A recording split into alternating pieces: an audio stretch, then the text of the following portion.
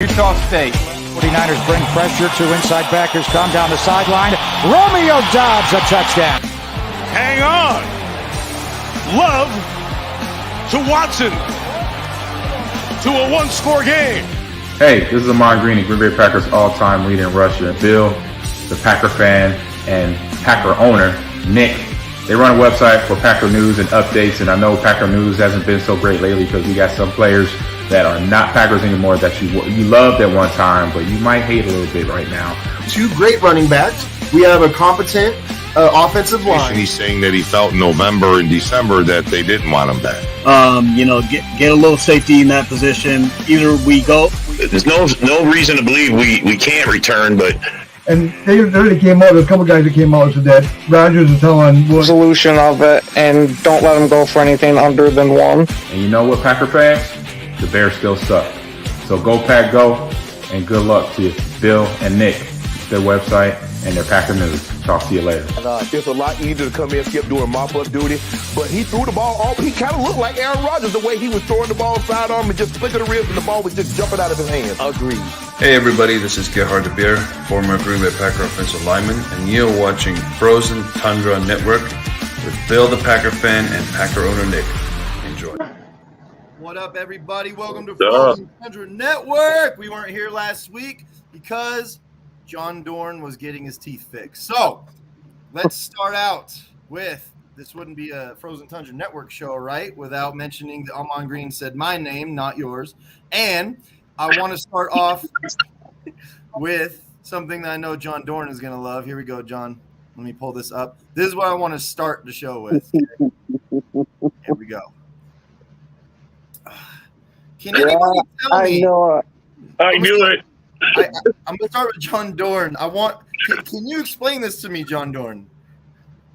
Oh, not much explaining. He's a Vikings fan. I know. Come on, man. I mean, how can you? I mean, Kirk Cousins he's a bum, man. What has he done since he's been with the Vikings? You know, it's like, what is this guy even trying to get at here? I look, when I read this, all right. Kirk Cousins is trash, in quotes, right? Bears, Lions, and Packers fans who all have a losing record to Kirk. First of all, Kirk Cousins does not have a winning record against the Packers. Not on Washington, not on Minnesota, and not total. So he's wrong. Now, when someone brings up the playoffs, the only stats that matter for Kirko are in the regular season. Those are the only stats that matters in the regular season. And then playoff wins are won by an entire team, not an individual player. Rob, take it off. Like, what's going on here? This is just like a tornado of just. Bro, it is. I can't even believe that they would post. Did they not proofread before they hit send? I mean, bro, the Vikings. Look, Kurt is a decent quarterback, and he's got stats. But that's all it is when it comes down to it. When it's time, when you got to like stand up and raise up your team, that guy doesn't. He's nowhere to be found, and that's the truth.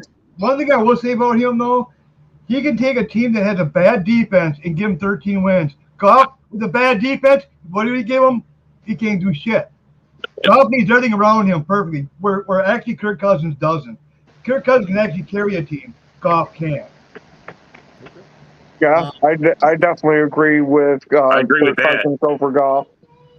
Because Goff flashes some talent every now and again, but Kurt is consistent.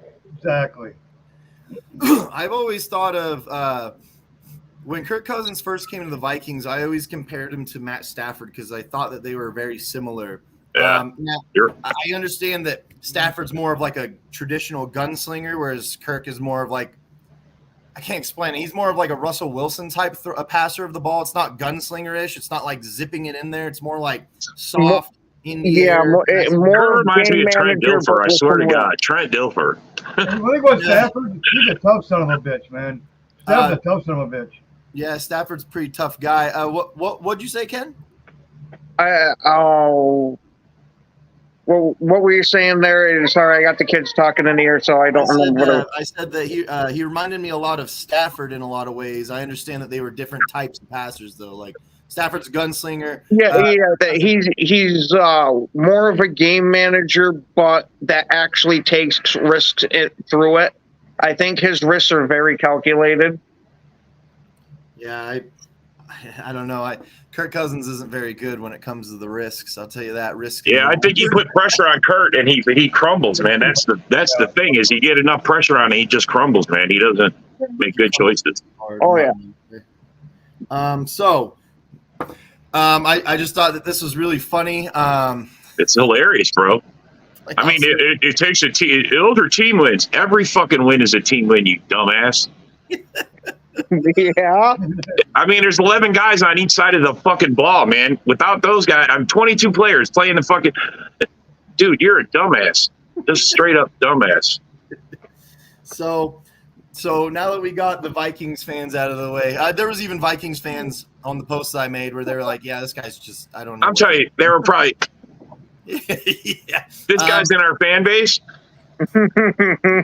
Since we're on the topic of a team sport, let's talk about something that was brought up in Packers groups today, where Aaron Rodgers took a $35 million pay cut for the Jets so that they could start signing some help. Is I assume what the idea is, like Dalvin Cook, for example. What is it that you guys realistically expect the Jets to do with this pay cut and the roster moves? Did you guys hear? And this is all in right. I heard Boomer and Sison talking because they're saying that Rodgers got a chip on his shoulder and that he's going to break the touchdown record this season. They think he's going to get over 50 touchdowns. They're guaranteeing it. I could see it. Someone I definitely wouldn't listen to is Boomer. I'm just saying.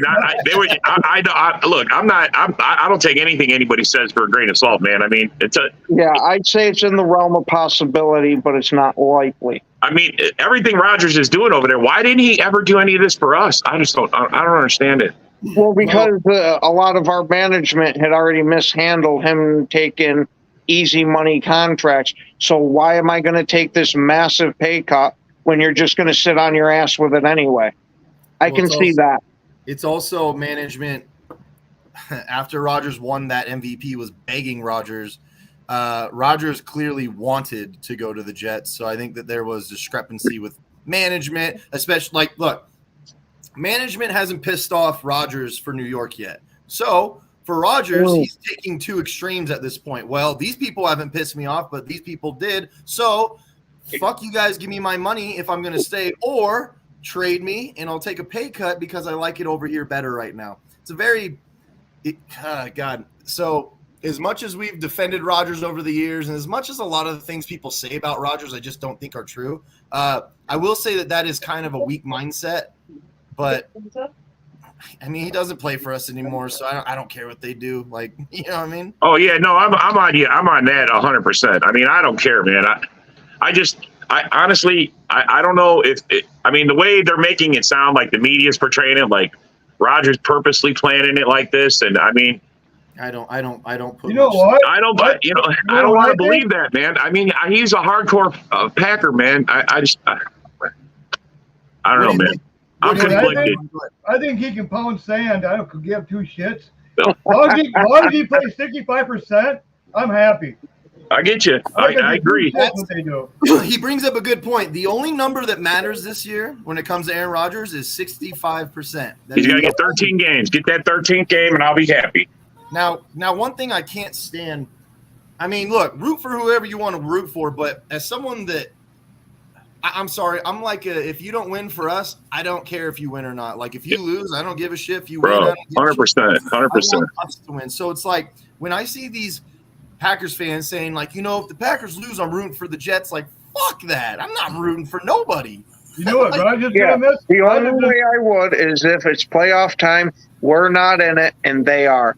Then I'm not rooting for the Jets during the playoffs. I would just for the playoffs of, hey, if you're already there, you might as well get one for your legacy. Why not?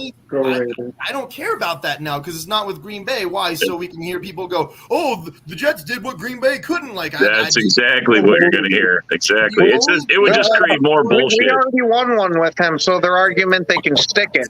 Do you think, okay, you just saw Vikings fans contradicting themselves about team stats and player stats. Kay, do you really think that they're going to make that correlation in their brains? It doesn't matter because they did something that we can't do. I would have to care what those meatheads thought.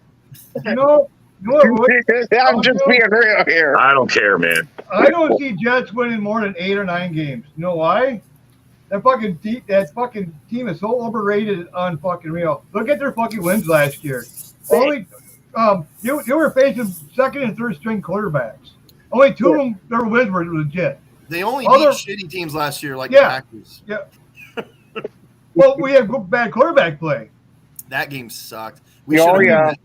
I mean, just like the Vikings, fucking we lost because fucking 3 interceptions in the first game, and fucking it's just Rodgers being fucking old and fucking. We lost because in the second half we couldn't get the ball in the end zone. We should have actually. Yeah. I felt like we should have won that game. Yeah. Oh yeah. The Giants game we should have won. The Lions game we should have won. Both Lions games we should have won. Fucking dude, last year was a 12-win season that fell apart into 8 wins. It really was. There's so many moments that I can pick apart and go, boy, if we just didn't fucking suck on offense right here. Or the beginning of the year, like when we lost to Washington, that was the defense. Bro, the Washington game, that was to me was the worst one, the Washington game. Oh my God. We talked about it before the game. Yeah, when you're playing off coverage so much that the freaking defensive backs are in the parking lot, I'm not surprised we had problems. The worst just like a Giants game too. It's like, what the fuck? The worst part about that Washington game at the end was Jay Alexander was the one that gave up the game. He gave up he got burned. That sucked. So look, in the playoffs, the only teams I ever root for in the playoffs when Green Bay is not playing are the teams that are playing the NFC North teams. That's it.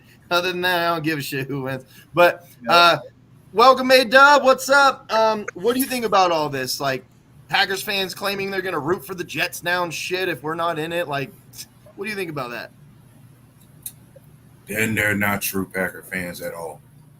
So you're not going to preach it, bro. Preach it. Like for me, any true Packers fan around here will stand by Green Bay through the best and the worst of times. Like, even if this team does suffocate any kind of losing season going forward, they're still going to be around no matter what. Yeah. Look, like you're right about that. You are right, Jason. I think it's okay to say something like, I'd be happy for Aaron Rodgers in general if he won another one. Like, fine, sure. But I'm not going to sit there and be like, come on, Jets. Come on, get. Like, I'm not going to do that. Like, well, yeah, I'm not saying I'm going to go out and buy a Jets jersey either. Well, hey, I said this before on another show. Who's to say the Jets won't suffer the same fate as the Rams and Buccaneers as far as 2 teams who won a Super Bowl but then trended and regressed downhill since that Super Bowl year? Hard, too. They went from first to worst. Mm-hmm. Yeah, who's to say the Jets won't go down that same road even if they came out on top? Yeah, they suck already, though. So I really like this comment because this is something that we've been talking about. Yeah, no, I know. That's what I said. I'll be that too, yeah. I like that he brought up the Washington game at the end of it, that he was at it because he's talking about pounding the ball, running the ball down people's throats. Guess how many times we ran the ball against Washington? Like 5, I think. We were like, it was horrible. We ran the ball 12 total times against Washington. But how many yards did Jones have? Like 30 yards or something. It wasn't even 23 yards. 23. Yeah, it was horrible. Had 15. Yeah, it was horrible. So guess how many times Rodgers threw the ball? 35. 35. Yeah. 35 times for 194 fucking yards. That's right, because he didn't hit 200 yards for how many games, John Dorn? A year and a half, about 23. Well, 23 games straight with nothing over 200 yards. He hasn't had 300 yards for 24 straight games or something. Yeah. 24, yeah. What up, A-Dub? In my case is, I said before, if Green Bay runs the ball more times than they did in that game, they actually win because I feel like the run game will be the identity of this offense this year. Yeah, the Matt LaFleur offense is predicated on rushing the ball down people's throats to create play action, opening up the field. But Rodgers, what we do is we start off with a run game, And Rodgers goes, you know what? Let's just go shotgun and start throwing the ball every play. Rodgers handcuffed that fucking offense. That's what they did the past couple of years. That's what's going to happen in New York, man. You watch. Now get handcuffs coming off. By mid-season, it'll be nothing but passing, man. And before anyone says like, oh, but when he was on your team, like, no, last year we talked about this a lot, where it was like, why aren't we running the ball more? Yeah, man, it was like the biggest problem we had with them last year. Dude, it would be 3rd and 3.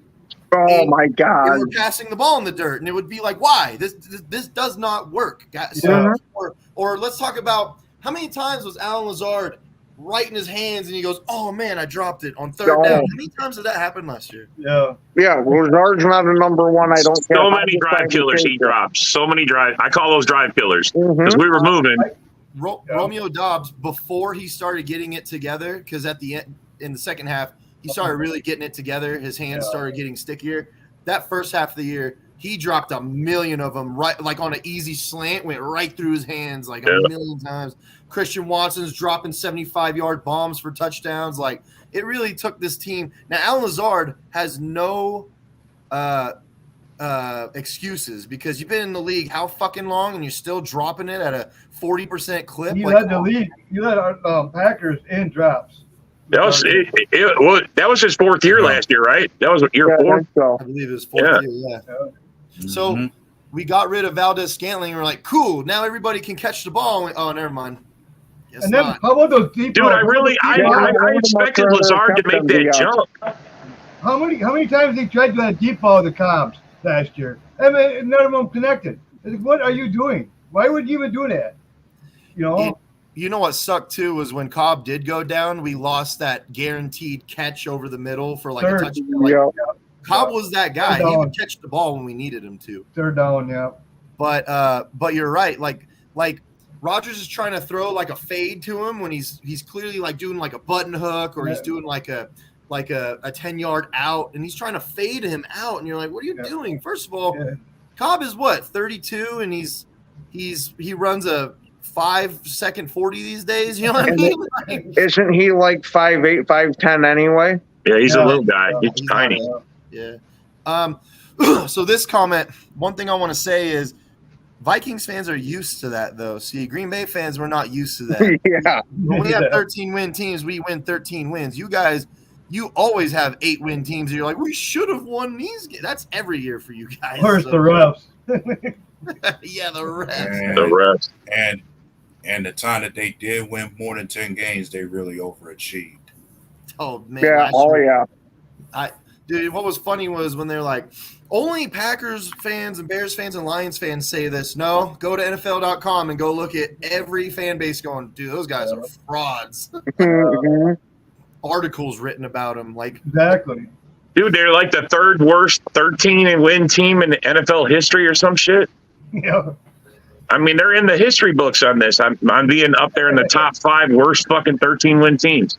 They have the most wins for a negative point differential team. Like, it's never happened before like that. That I just, but so I will address this. I'll see what you guys want to think real quick about it. But Jordan Love is not necessarily fast. Okay, in fact, I would say he's probably a little bit slower than Rodgers used to be. So I'm not gonna ride on that wagon of like he's got legs. But last I recall, during his 40 time, he ran about a 4.6.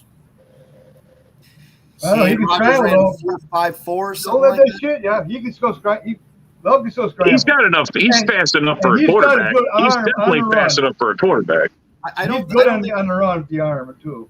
I don't think anybody's gonna say he's Tom Brady or anything. But when I see Packers fans say like, "Oh, he's got legs," I'm like, no. He don't got speed. And not only that is he can run a bit, but he tries to stay in the pocket and hold on to it, just like Rodgers was showing them. You don't get rattled. He's got no fear, which I love. He don't get rattled whatsoever. I mean, look at that Kansas City game. They blitzed the shit out of him, and he didn't. He was a warrior man in that game. Actually, we should have won that game. Fucking tell you the truth, if that wasn't for damn kickers and shit. One thing I do think that fucking A, bro.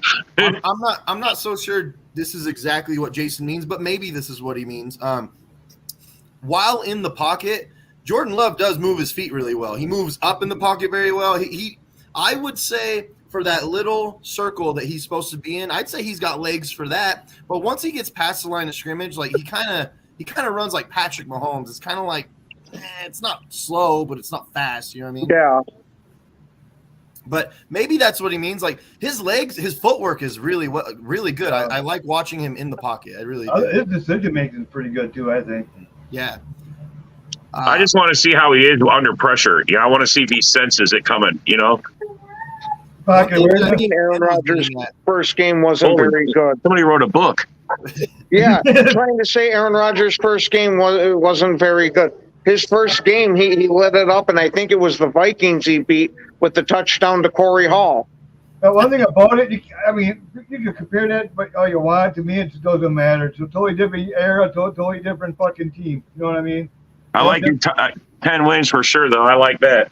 So our defense, the Rodgers playing a bad first game is the only thing that I have against the comment. So Rob was talking about Love under pressure. He wants to see him under pressure. I think something that Ken was getting at earlier was there is no under pressure for him. He has like when he's in the pocket, I don't think he senses pressure. I think he has no fear of getting hit or stripped. He just stands there and he's just ready to throw the ball. That's the thing, though, that I disagree with. I think he has an amazing sense for pressure, and he knows exactly when it's coming to him. So he says, okay, I'm going to get hit in about 1.5 seconds, so I got 1 second to get it out. So maybe I should have worded it as I don't think he feels pressured.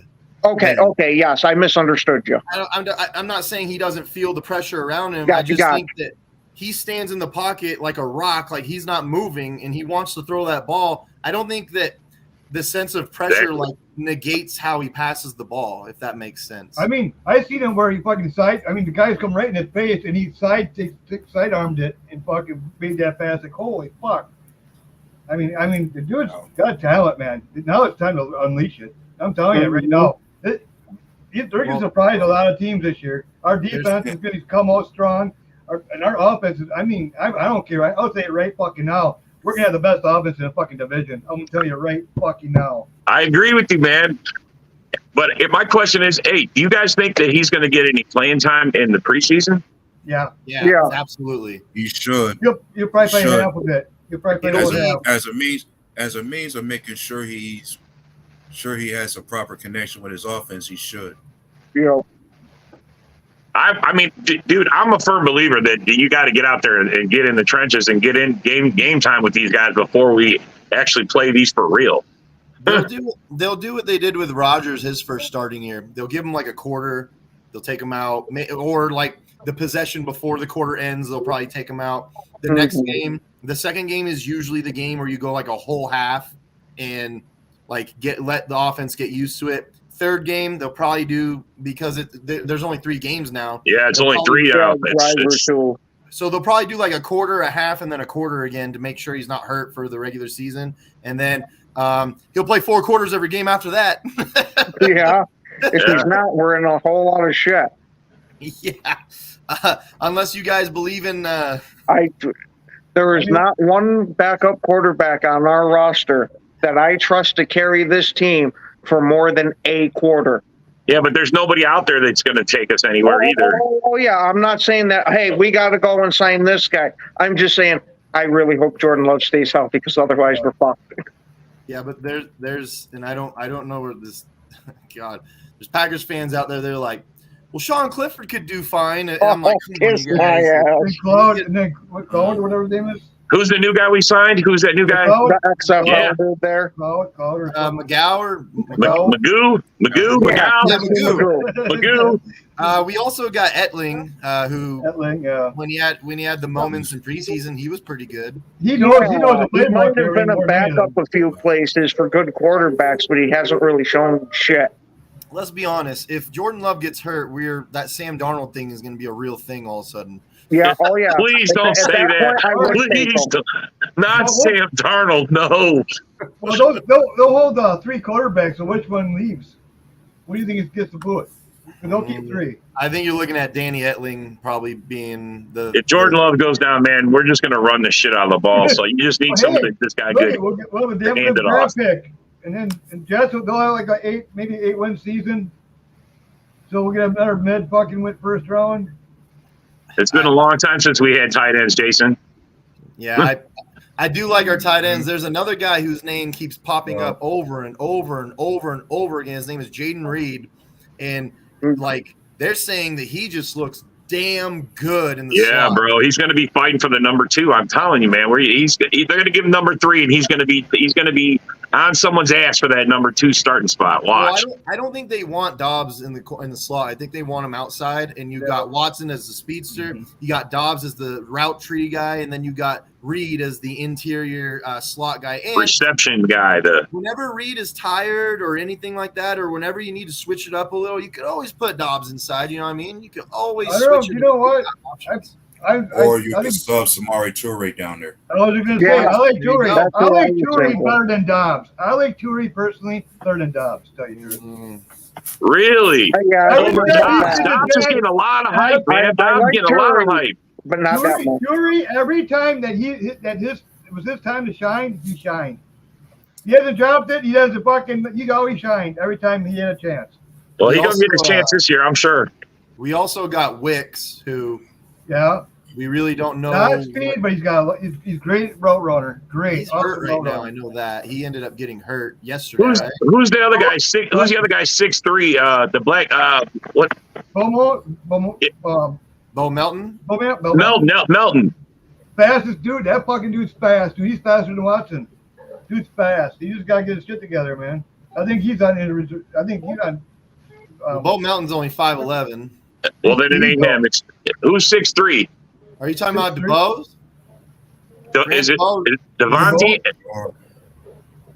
You're talking about Dontavian Wicks. Dontavian Wicks, yes, that's what I'm talking about. Wicks, yeah. He's 6'1", but he just got hurt. I don't think it's anything serious, but he got hurt yesterday. I believe it was yesterday. We just picked up another guy too. We let Cotton go, and then we picked up someone else now. Technically, Cotton, he did, huh? They did let go. We booted him. Cody Crest. Crest is a new guy. We got Malik Heath. Yeah, he's been doing. He had really good OTAs, and then training camp he hasn't really looked the greatest. Deuce Watts. This is a lot of receivers. We got a lot, bro. There's a lot. The fucking oldest receiver is 24 years old. One thing that's been developing lately is Patrick Taylor is looking really good from what I keep reading. Yeah. Like they think he might make the roster this year. Yeah. Every time that I've seen him play, he looks like a bruiser too. Like he's a hard runner. Go ahead, Darren. Yeah, I was saying you could even say the same thing about Tyler Goodson. Like he's developing to where he could be the RB3 for us. Like I remember seeing something on training. Stick around, clown. We'll have time for you. They use good, Tyler Goodson was used in a Tyler Irvin type of play for Green Bay, and he actually ran off with it. Yeah, I do remember good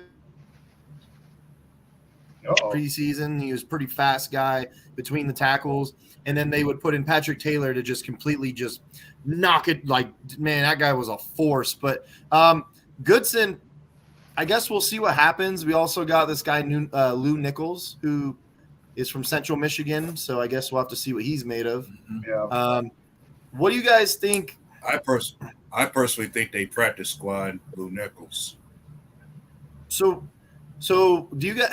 I can't see Tyler Davis making the roster this year. Yeah, well, he's special teams. He's going to. Oh, okay. Well, special teams. I can't see him being on the tight end list. I'll tell you the truth. I think he's a good blocker, man. He's a hell of a good blocker. So you figure. But we got Josiah DeGuara for that already, and Crab is supposed to be a pretty good blocker too. DeGuara, you can set him on wide too. He's like a receiver. He's good. Well, interestingly enough for DeGuara, maybe Tyler Davis will sub DeGuara for fullback type duties because we like to use DeGuara a lot in the fullback spot to really short and opening up for guys like A.J. Dillon and stuff like that. So maybe Tyler Davis can help him in that aspect. I think DeGuara's guys going to do pretty damn good this year. One thing, Rodgers for some reason didn't like DeGuara. He wanted to throw to him. Yeah. He did not like DeGuara for some reason. What do you guys think? I just think you like. I think you like Tanya. I think he had favorites. You know. Yeah, I think. yeah. What do you guys think about Kingsley and Egbare being with the first rep teams right now?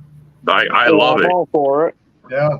I thought he played great at the end of last year. Yeah, big time. He deserves those reps. I want to see what he can do, man. He's the second year in. Let's see it, man. I want to see him turn loose. I sent the link. Yeah, what do you think about? What do you think about? We said Garvin fucking on his birthday. We fucking bye. It's like, what the fuck, man, on his birthday. But hey, it's a business, man. Well, thank you. I sent the link if you want to jump on. Yeah. Well, I said it before. It was a business move. Like Garvin was not making any kind of strides to be up there on the roster. So eventually, they was gonna let him go. Yeah, but they couldn't have waited one more day to not do it on the poor guy's birthday. I'm just wondering who's going to take his spot. What? So, Well, can I ask you a question real quick? I think that undrafted free agent we got, Brenton Cox, that's who's going to take his spot. Yeah. So, let me ask you a question about this comment real quick. Talking about personnel and where players will be interchangeable and where they'll go and who may start, who may not start. Super homer, right? Like, what is it that we've said so far on this show? This is just a super homer. I don't. There's somebody with an axe to grind against. One of our fans there, Nick. That's what I was saying. So other guys will be after the show. What people do is they'll take a word that they don't understand. Like for example, they'll use like the word literally. And you're like, so clearly you don't understand what the word means. Or they'll say like, you're deflecting. You mean me rebuttaling directly to the comment that you just made is deflecting? They always do that. It's weird. They're like, you're such a homer. All I said was I think Green Bay can win some games this year. I didn't say they were winning the Super Bowl. The fuck? Yeah, exactly. It's fucking I think weird. they're going to be a pretty good team. I really do. Bro, we're gonna shock the world. I think so, too.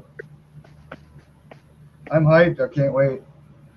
I like it. Let them all keep thinking we're going to be in the trash. Let them all think that. I can't wait till the beat down the fucking Bears, man. First week, man. That's what I'm hoping for. Our defense We is come on and light them. So let me ask you guys this real quick.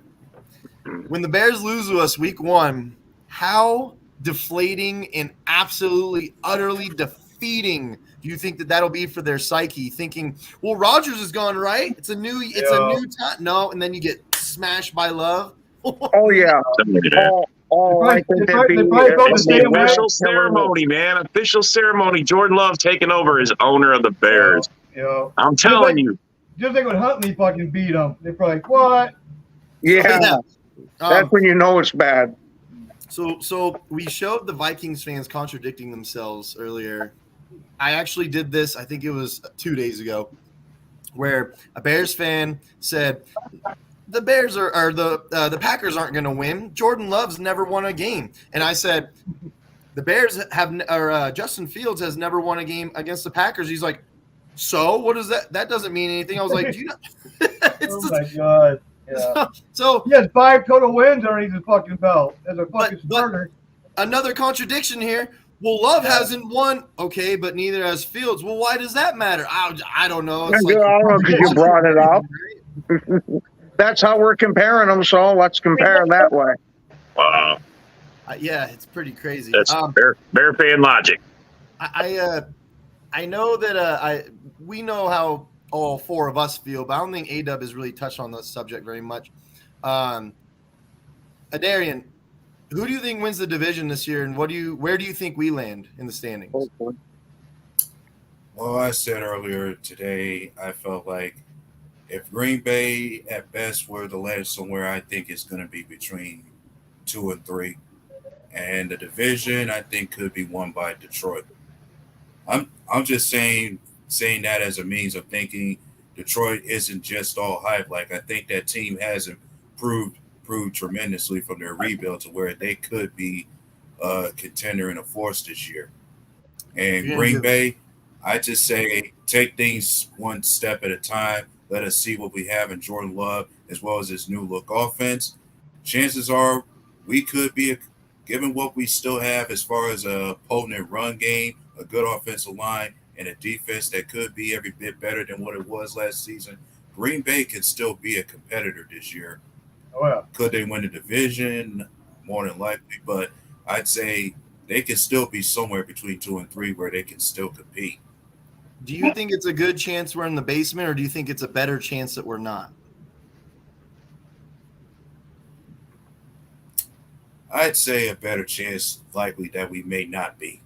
Because even while Green Bay might have question marks somewhere, I look at every other team in this division, everybody got question marks somewhere where it's not just Green Bay that could be in the basement. Sure, the Bears might be improved, but not enough to where I'd say they're going to be that big of a deal to most. Like, they could double their win total at best to me, because they still have question marks in other areas, especially in the trenches. In terms of, it still remains to be seen how better will their offensive line be, whether or not Justin Fields is going to have a real connection with DJ Moore, and then their defense still has question marks.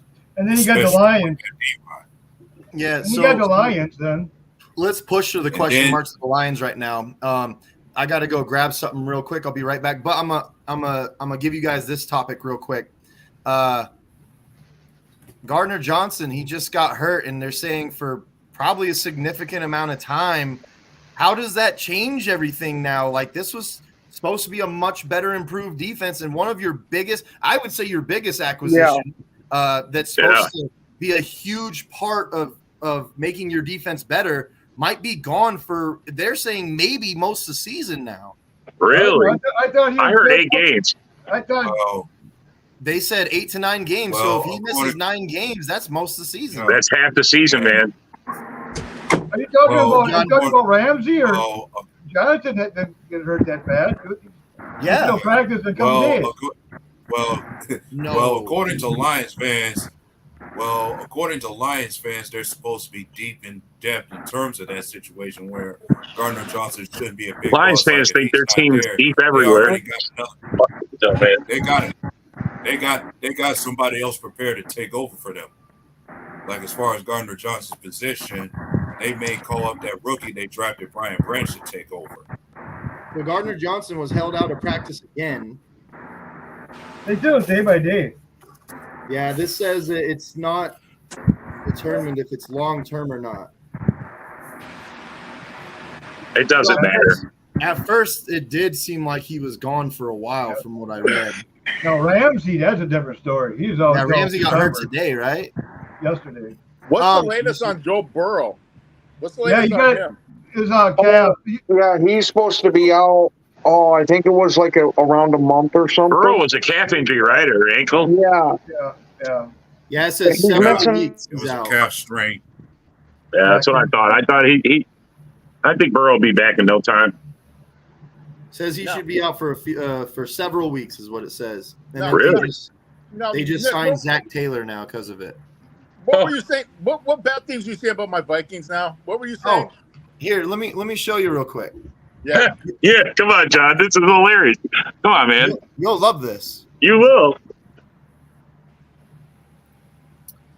All right, here we go. What am I looking at? That's the post there. Yeah, that's the post. Read it, man. See if I can. Oh my gosh!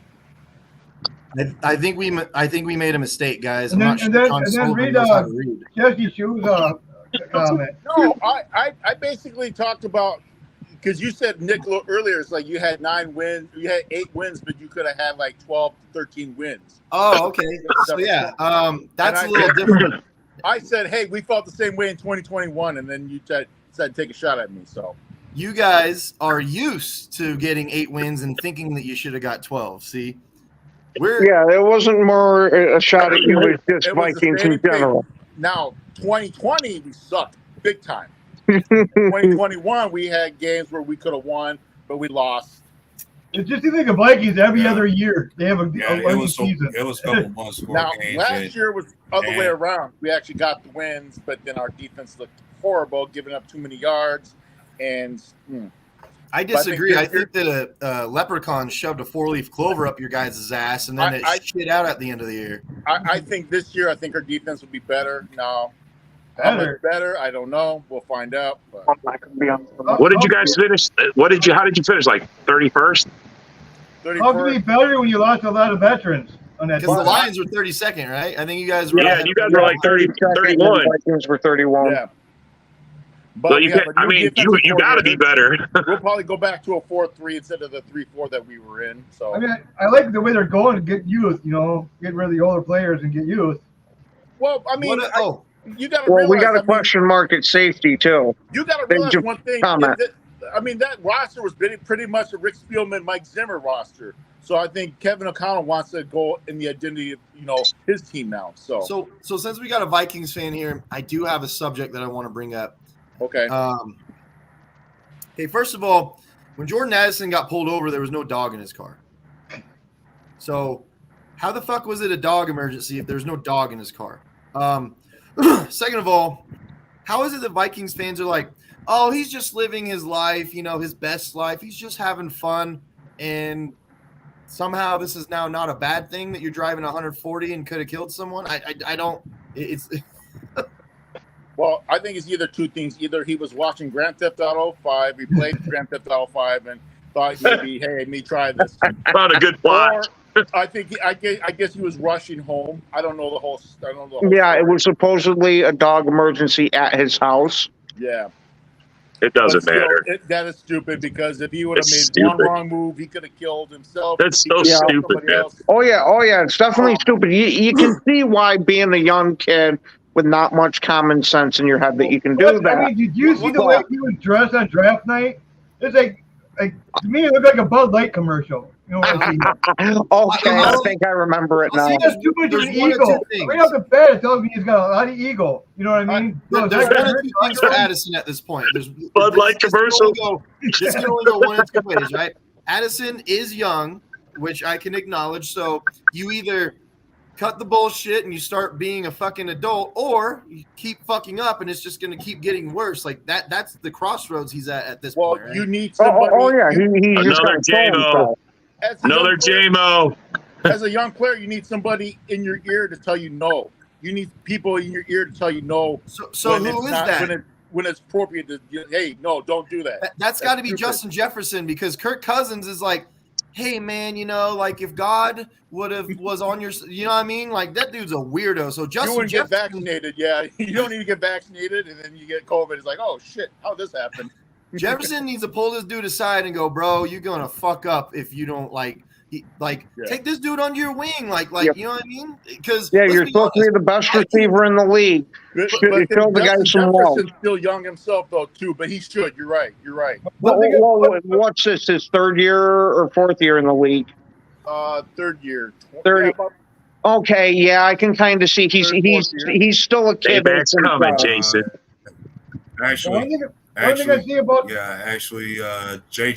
Justin Jefferson came in the same year as Jordan Love, so I think this should be his fourth. This is his fourth year. COVID season. Still, my point is the Vikings need Addison. This is actually kind of a big deal for them because they expect him to be a weapon, and with what you would consider in a general sense a bad defense overall, you're going to need your offense to be dynamite. So if Jordan Addison can't at least replace someone like Adam Thielen, then you guys might, that's I'm not going to say you guys' offense is going to suck because of Jordan Addison. What I'm saying is that's going to really hurt your offense in a sense where it could have been more explosive. Yeah, it's not living up to the expectation of it. Well, what if defenses ain't going to stack 8 no more? They're going to fucking, Oh, yeah. They're not going to put 8 in the box to cook ain't there. Yeah, from what I've seen. Yeah, from what I've seen, I don't think the Vikings have done enough for their defensive pressure.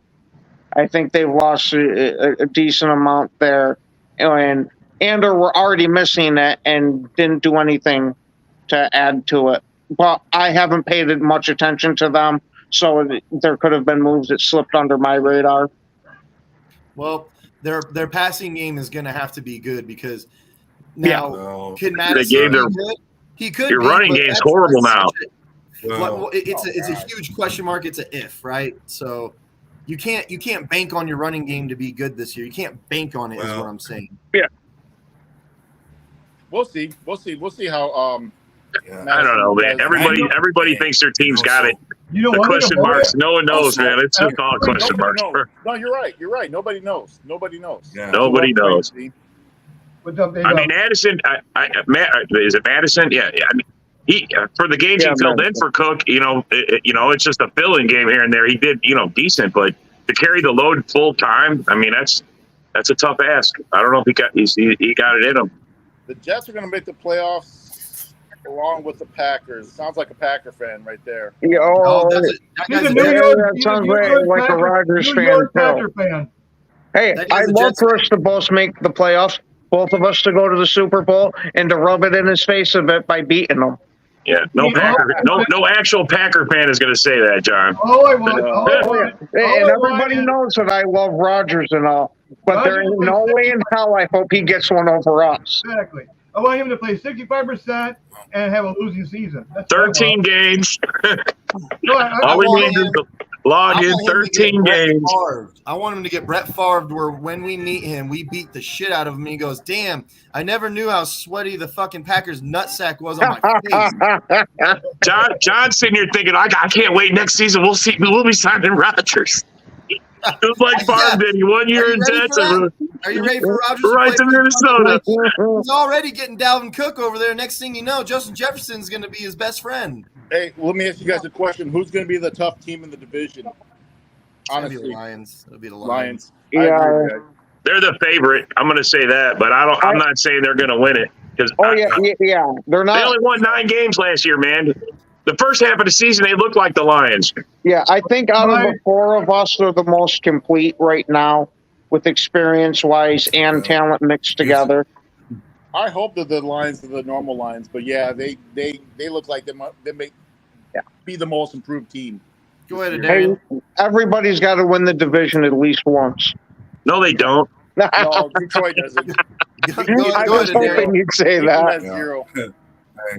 Hey, I do recall not hearing much from you before when, John, I asked you about what did you feel about Marcus Davenport being a part of your defense? Like, how good of a replacement could he be for Zadarius Smith? Well, which one? First half Zadarius? That's a good point, Jason. Good point. The second half of the season, Zadarius had, what was it? He had 1 sack in 8 games or some crazy shit. Right. Oh yeah, it was terrible. Right, and Danielle Hunter didn't. I was just saying how Danielle Hunter is not. How confident he runs a 4-3. He's not good running a 3-4 defense.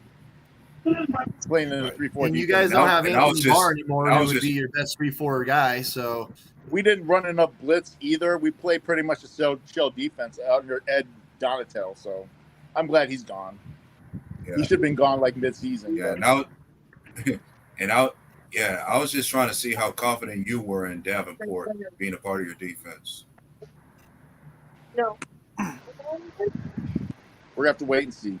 I like it. I'm not gonna jump off that bridge. I'm not jumping off the bridge yet. So you don't. Do you want me to get Jamez in here so we can get some opposing opinions on? He's claiming like to John Dorn, so I mean, yeah, but at least he knows a little bit more. He's claiming top 15 and shit like that. I'm like, oh man, I don't know about all that. I just want to hop on to say hi to you guys, just talk a little shit. So, that's good seeing you, John. Well, okay, so this is a Packers show. What is it? You could say it is a Vikings fan if you want. I don't care. But what is it that you realistically expect from Jordan Love and the Packers, man? Because I don't think it's crazy for us to sit here and go, it can be 6 wins or it could be 10 wins. It just really depends on the development at this point. Depends on how he does with his receivers. If he can actually connect with his receivers, he might do something. If he has a hard time, remember, I mean, what was it? Aaron Rodgers won 7-8 games this first regular season. Games. So, yeah. And then next year they went to the playoffs and then they won the Super Bowl. So, yeah, we won 6 and then 11 and then 10. And we won the Super Bowl when we won 10. And we had to win the last 4 games in a row to actually get in the playoffs. We were fucking 6. We played out. We were road winners that season, bro. I Every actually game. think we were 4-6 and we won 6 in a row, didn't we? Yeah, it was. And Yeah, then it was. the big game was when oh God, what's his name for the Eagles, the kick returner? And he was a receiver. Deshaun Jackson. Deshaun Jackson. Yeah, Deshaun Jackson. The Giants decided to punt it to Deshaun Jackson at the end of the game. He took it back for a touchdown. The next week, we blew the Giants out like 42-13 or something, and that's what got us in the playoffs. Yeah. If Deshaun Jackson doesn't take that back to the house, we don't make the playoffs that year. Yeah. To me, it's like whatever keeps the hottest. You guys went into Philadelphia, beat Philadelphia. Freaking 60 goes and wins it all. I loved it. That was like a Cinderella year, bro. Cinderella. John, we went. Thank you, Philadelphia. Thank you for getting us into the playoffs, Philadelphia. To pay you back, we're going to beat you in the first round of the playoffs. I think after you guys beat Philly in the wild card game, that was it. That was pretty much you guys set the tone after that. That set the tone right there. James Starks with his 124 yards. Oh, he was awesome. Starks was on fire, man. He went off. That was crazy. And then the Atlanta game was my favorite, where at halftime you knew it was over when we intercepted the ball for a touchdown to end the first half. That was like, Jamal Williams is legendary. My favorite was the Bears. Twice this season, you guys are going to hear Darcy all fucking season. So please beat the Lions. I know, man. I don't know if I can handle this with the Lions. It's kind of hard to hear Darcy with a cock in his mouth. I was going to say, is that the way you talk? I'm telling you right now, it ain't just Darcy we got to hear. We're going to have to hear from Melvin, too. Oh, Melvin speaks real football. Darcy doesn't speak real football at all. He's just mumbling. Melvin's a millennial. He doesn't know shit. Yeah, these guys have never seen their team win a fucking thing, man. They're just talking. Or Tim Isaacson. Oh God. Oh, Okay. Jesus Christ! Don't even. So John, after all this has been said, what realistically do you expect from Jordan Love and the Packers this year, like record-wise, and what Jordan Love does? And then I want you to answer this question first, and we'll go around the horn. I think realistically, it's going to be getting his feet wet. That's what it's going to be. Getting his feet wet as a starter, playing a full season, having defenses actually play to him now. So I think it's going to be a test for him. So, what do you think record-wise for Green Bay is realistic? Yeah, I think the same, maybe 7 or 8 wins, which is still good. I think that's fair. Yeah. If we win 7 or 8 wins, I'll be very happy. If we win 8 wins, I will be happy. But like I said, depending on how he does with the receivers, if he can connect with his receivers, he might do better. So from the outside looking in as a Vikings fan, what do you think week 1, Green Bay versus Bears? 37-10, we stop them. See, John's fighting himself right now going, well, Love has never played really before, but the Bears have Justin Fields, so how do I go about this? The best running back in football. Our defense is hungry. Our defense is hungry to show they're coming for this game. They're coming. The big flex is top 5 running back ever, or whatever it's called. What do you guys think about Justin Fields saying he's going to get 4,000 yards? I got 28. Ain't no way in hell. 28 to 13. So Sullivan, week 1, Bears versus Packers. What happens? Is Soldier or is that Lambeau? It's in Soldiers. We're playing in Lambeau South, man. 27-17. Packers? Yeah, I don't think Bears will do it. Yeah, I could see. No, I don't even say that. It's not going to be that close. I'd say 17-10, just because I think it'll take Love a little bit, and then I don't have any faith in their offense. Well, their defense is garbage, so yeah, I think you can pick them apart. They're not going to be able to put more than 10 points on us. I don't think Love has to pick them apart. Here's the thing. You're going to see a Matt LaFleur run first offense. I think that Jones and Dillon are just going to fucking throttle them, to be honest. And then Love will get like 2 touchdowns that are probably like 5 to 10 yards away from the end zone. He'll get. Yeah, I could see a 2-touchdown, 150, 200 yard game. You think it's a 300-yard game right off the bat? Fields never had one. Favre haven't had one in fucking 23 or 24 Rodgers. Favre hasn't had one in like 10 years, bro. More than that, though. Way more than that. If Love gets 300 yards in his first, like I'm going to call it his first real game as the starting quarterback, I'm going to send Rodgers a really nasty tweet, like just some. I'm like, bro, everything people were saying ended up being true. You sack of shit. Let me ask you guys a question. How do you think the Vikings interview get week 1 against the Buccaneers? What do you guys see? Well, I think you guys are. I think you're going to. Yeah, I think you're going to run right through them like they're not even there. The Bucs, in my opinion, are the worst team probably in the league this year. Yep. Who's their quarterback? Yeah, it's that's the question. I was going to say who's their quarterback? I think it's Mayfield. I don't think. No, he's in Carolina, man. No, he's not in Carolina. No, Mayfield. No. Oh, that's right. He left Carolina. He's only in there one season. A few games, not even a season. Well, I'm just saying he was over there for one season. He was on there. Right now, Baker Mayfield, it says that he is a starter, but I thought Trask was going to be the starter, if I'm being honest. Well, from what I've seen, they've both been very mediocre. They also have John Wolford, who wasn't horrible when he was on the Rams. He's not great, but I heard they're trying to get Brady out of retirement yet. Yeah, I saw that too. Well, hey, I'm going to get going, guys. You guys have a good night now, all right? Yeah, See you, John. Catch you later, John. All right, so we talked about how the Bears are 100% losing week 1. We talked about how I think we all agree that the Vikings are going to beat the shit out of the Bucs. That's not a good football team. Bucs aren't. They've totally regressed. And even though I think the Vikings are worse than they were last year, their offense is good enough. They have enough playmakers and enough talent that there's no way that they should lose to a team like that. Yeah, no. Certainly not. And like I said, I don't see Justin Fields getting 4,000 yet. How about that shit? 4,000 yards, man. Is he crazy? There's no way in hell. Somebody needs to test him for crack. Who the fuck said that shit? I'm saying. I know, right, Jason? We have yet to see him throw for over 3,000 right now. We have yet to see him throw for over 2,500 in a season. Yeah, 2,500. I mean, that's ridiculous, bro.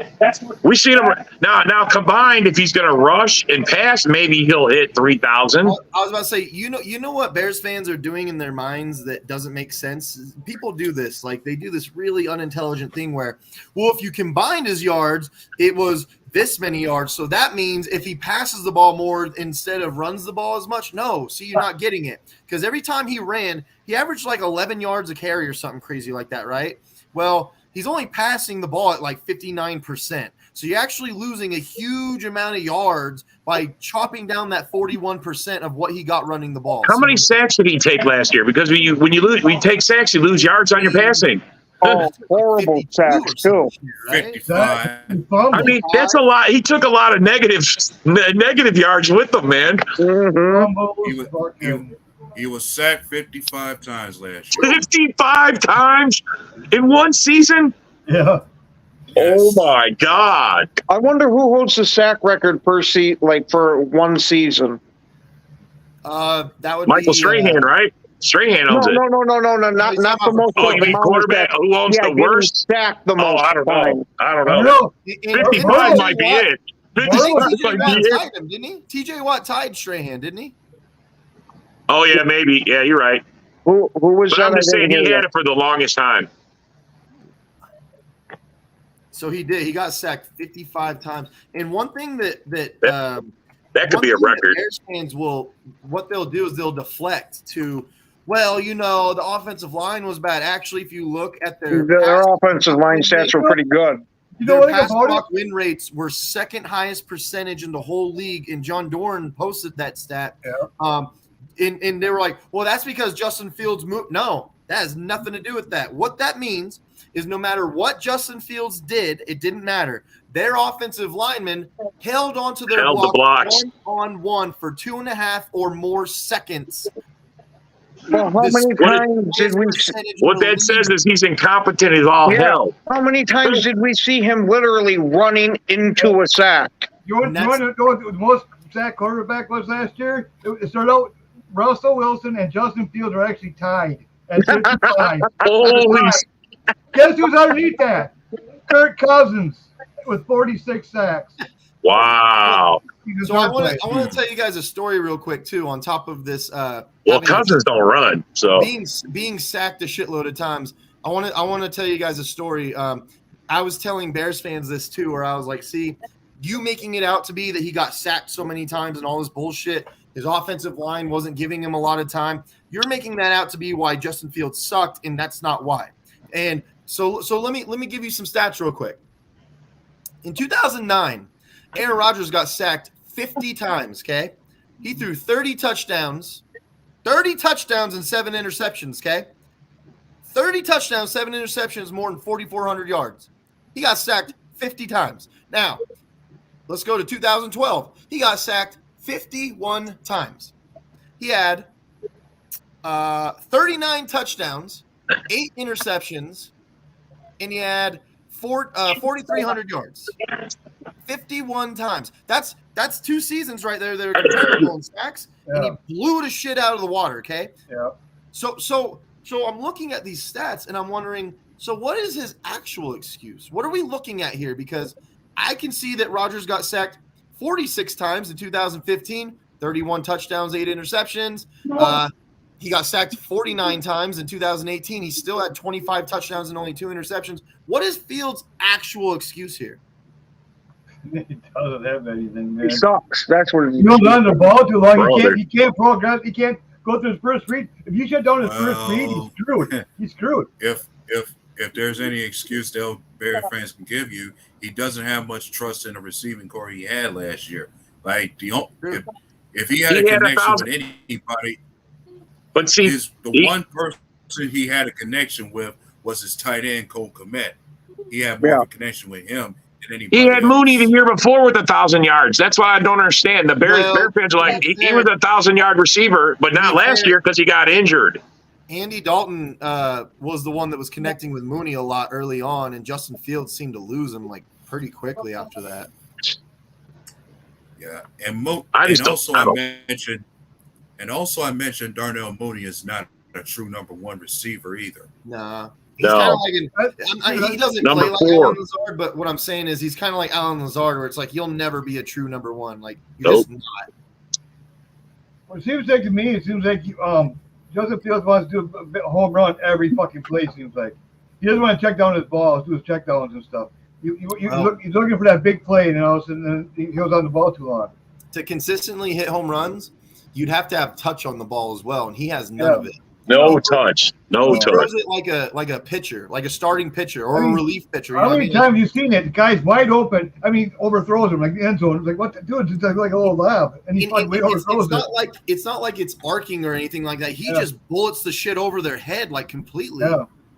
I find that to be an issue because one thing. Look, I know that we've been seeing that Jordan loves long passes, even though they've been playing in like high gusts and winds lately these past few days.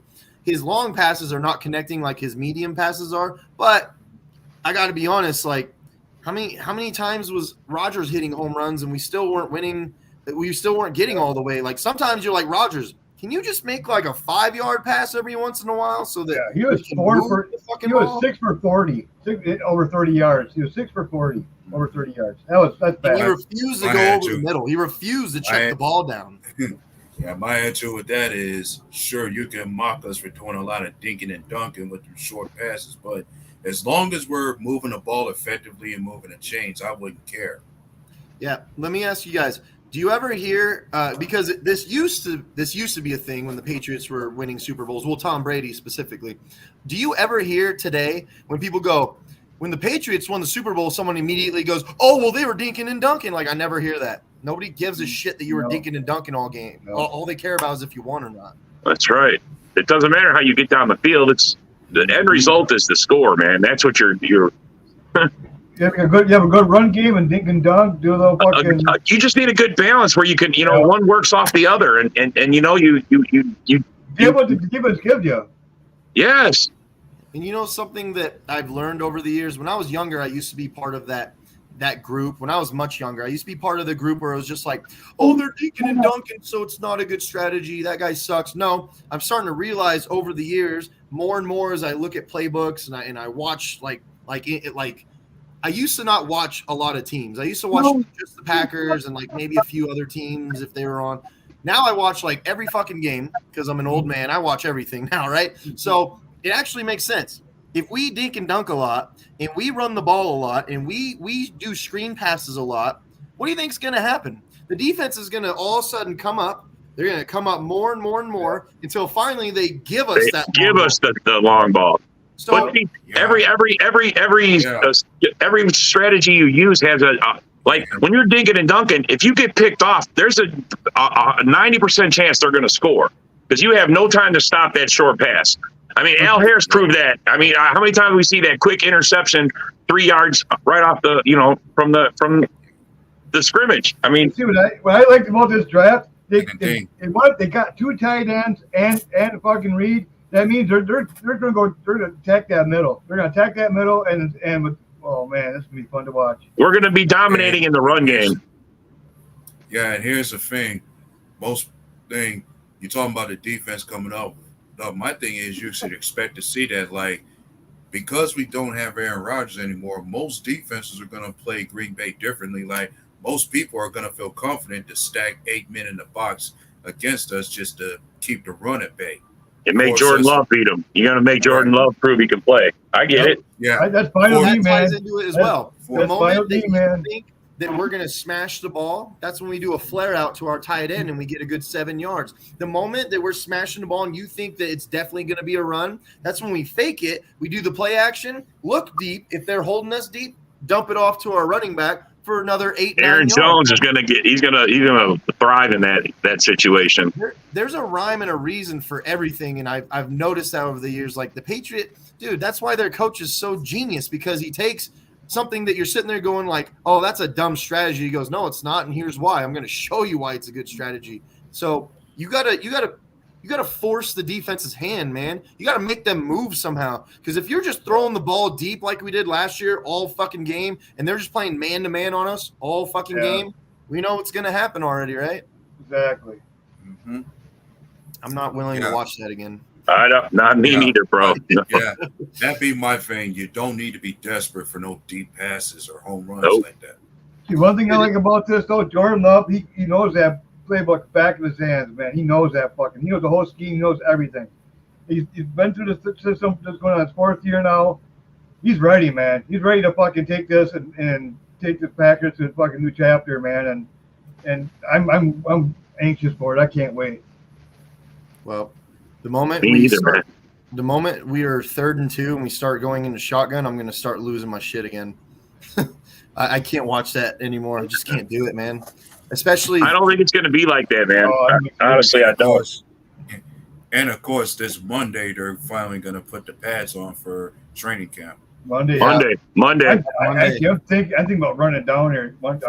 Maybe they did a short practice. Well, a shorter practice today. Closed to the public. It was 50% speed. They didn't want anybody getting hurt. They just kind of wanted it to be a light day. And the only full speed that they did was special teams, and that was it. Kraft is looking really good. Kraft is looking good right now. I want to go Tuesday and go check it out. I think you should, man. You're down there. Shit. Yeah, I'm 45 minutes away. Is this a real question? Come on, man. Who's better, J-Lo or JF? J-Lo, he's got more plays in the pocket. He has more control of the offense, man. Jordan Love or Justin Fields? I mean, it's a tough decision, but I mean, it's not kind of hard to beat 5 fucking wins that Fields got. I mean, come on, man. So did you guys see that ridiculous post where I think it was, I forget who it was, some idiot. Sorry, everybody, that the Chicago Bears have such a great training camp facility or some stupid shit like that. Did you guys see that? Dude, they were trying to brag about how great their training camp area was. Oh, Jesus. And I was like, It was even crazy. Somebody put a post talking about, you see how the fans come out there, and I'm like, dude, what training camp doesn't have exactly. I see that post too. Amount of fans going over there. A Packers fan actually said, you do know that on family night, there's more fans at Lambeau than there are on average at a regular Bears game, right? Yeah, exactly. Yeah. There's 60,000 people that go to family night every year. There's only 56,000 people that go to the Bears games. Yeah. That's crazy, right? Yeah, no, it's true though. It's so it was this weird flex. And one thing about it too, about training camps, Packers don't fucking charge going to charge you to see the training camp. Yeah, Bears and everything else, they charge you. They charge it all. Yeah. Don't the Bears charge you some hefty ass tax to be a fucking season ticket holder too? I'm sure, bro. Or like tax to hold the tax or something weird. But they charge to get in their camp. That's why they never pack their training camps. They charge their fans to come in. Exactly. That's crazy. Why would you do that? It's training camp, like. But so I replied with, so wait a minute. You have the 32nd ranked stadium in the league, and you're bragging about your camp facility. That is one weird flex if I've ever seen one. You have the worst stadium possibly in sports at the moment, if I'm being honest. It's that bad. They're trying to find a new stadium, and they suck so bad nobody wants their ass. Yeah, that's pretty bad. You might have to go down to fucking stadium. Nobody would. No, you would think somebody would take a pro team in their into their community. I mean, it's got to be a moneymaker, right? Yeah. You might be North Dakota Bears. But not if they're the Bears, because they suck so bad. North Dakota Bears or South Dakota Bears? South Dakota Bears. You have Alaska Bears. You have to have something that makes you want to go to the game and watch it. And right now, the Bears don't have that. They have nobody. You can watch a chicken running around. That's about it. They do got some loyal. They like 10% of their fan base is pretty loyal though. You gotta admit though, it's fun to watch when you ain't playing your team when he runs. Do the catching a chicken, man. That fucking pretty shifty, man. Speaking of the Chicago Bears and shitty stadiums, our very own Rob over here is from Chicago. Right on. What's it like? Hey, dude, I love living in Chicago. I mean, I miss the food, man. I'm in Texas now. The food here is horrible. I'm just going to tell you. I was going to tell you. But the food is awesome. I'm a Midwest guy. I grew up there. I lived there 30 years of my life, man. I love the Midwest. I spent more time in Wisconsin than I did in Illinois. I was one of those fucking guys that went over there. My grandmother lived there. I went there all the time. My grandfather lived there. He had a restaurant in Friendship, Wisconsin for 20 years. My grandfather came here from Italy and was a Packer fan from the start. I'm third generation. So when you lived in Chicago, did you put a Packers flag out in front of you? Dude, let me tell you, I went to school. It sucked going to school, and I would be full on wearing my shit. I got in a lot of fights over the Packers and Bears. A lot. I've never gotten in a fight over football, that's for sure. Well, the Chicago fans are another dumbass. I mean, and back then in the 80s, bro, they was like the top. They was like the king of the North, bro. Yeah.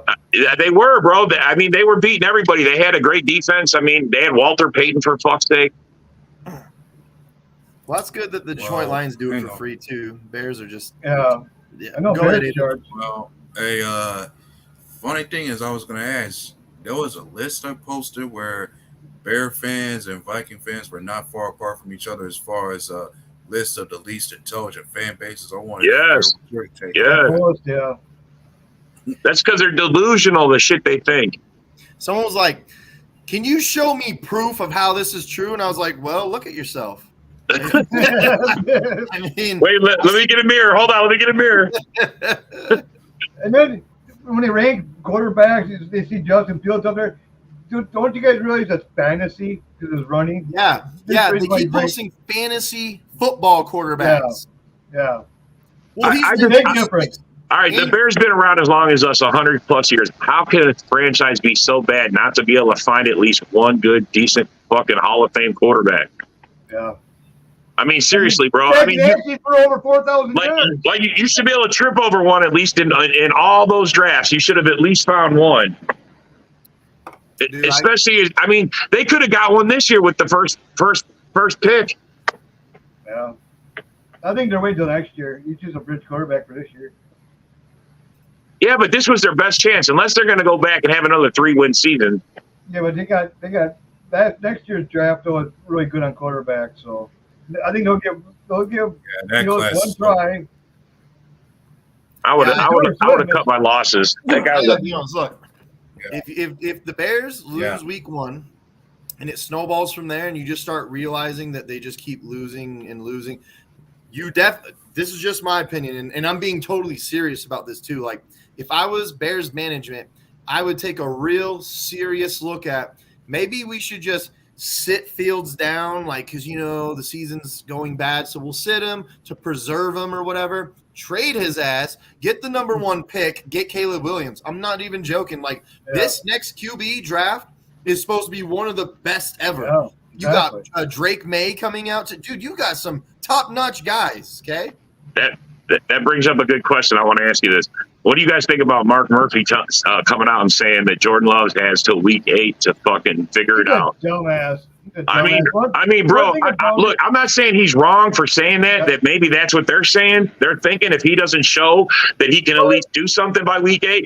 But you don't come out and say that before the season starts and crush your quarterback's confidence. What happened was that the media actually spun that. They actually spun it. But did he say it? We should know what he is in 6 weeks. That's all he said. We should know what he is in 6 weeks. Let me ask you guys a question. Real question. Because I'm actually starting to think about this myself. When was the last time Murphy said anything intelligent? I'm not joking. Bro. Every time he opens his mouth, there's a controversy behind it.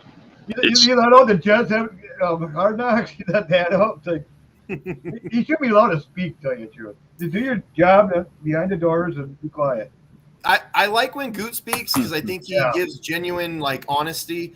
I don't think that he's bullshitting when he says things. Like, I think he wants to get shit done. You know what I mean? Yeah. Whereas Murphy, it's almost like he's just floating around and all. He's just waiting. He's just collecting a check, waiting for his contract to be up, bro. That is it. He's a waste of space. And I can only wonder who's next to take over Murphy's job when he leaves. I think it's going to be Goody. I think so too. I think Goody's going to move in that spot. Yeah, but the Packers like to do personnel by tandems. They like to have multiple people in one spot for some reason. So they'll probably bring someone in with Goody at some point.